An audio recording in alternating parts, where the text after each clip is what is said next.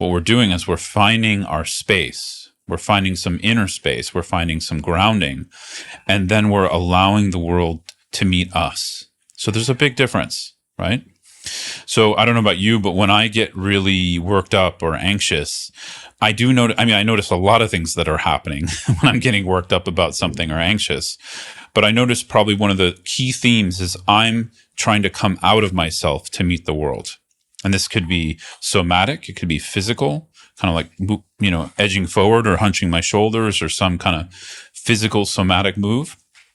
It can be internal, has a certain kind of grasping or clinging.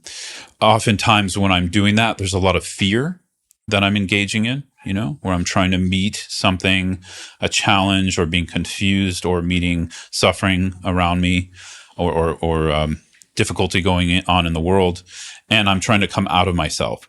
Now, what I've noticed over time is that this is not such a healthy form of communication for me. And at the same time, it actually doesn't allow movement and shift to happen. And most importantly, for me, it doesn't allow compassionate action to take place because I'm stuck in fear, right?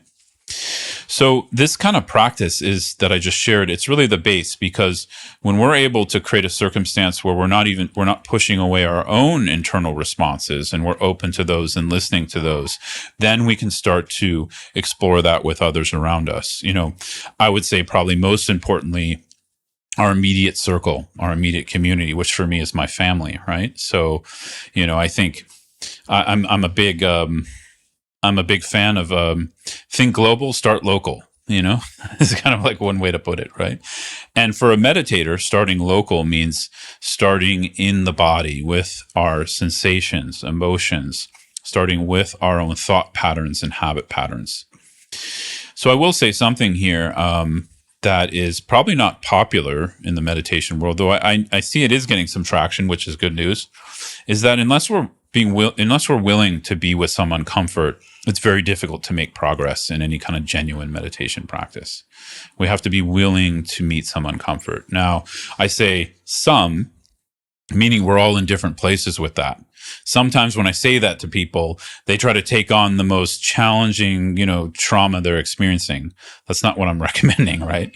I'm just recommending something. We start with something minimal. We start with something small, right? So maybe the room's a little too hot or a little bit too cold.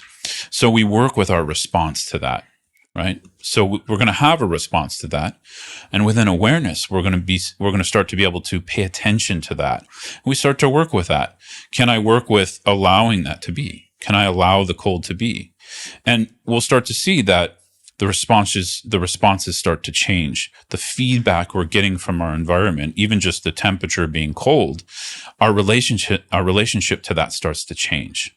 So this is, I think, where meditation, whether it's a more religious in the Buddhist department or just more secular, it has so much potential for human freedom and human joy and happiness and compassion.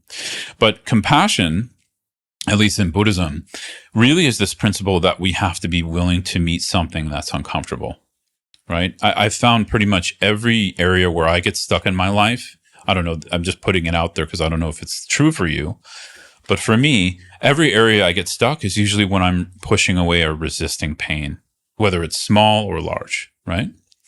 So part of listening here is being open. Of course, on broader levels, that means being open to others we might not agree with, or, being curious about others. But I would say we first have to start within our own bodies, within our own minds, being curious about what's arising.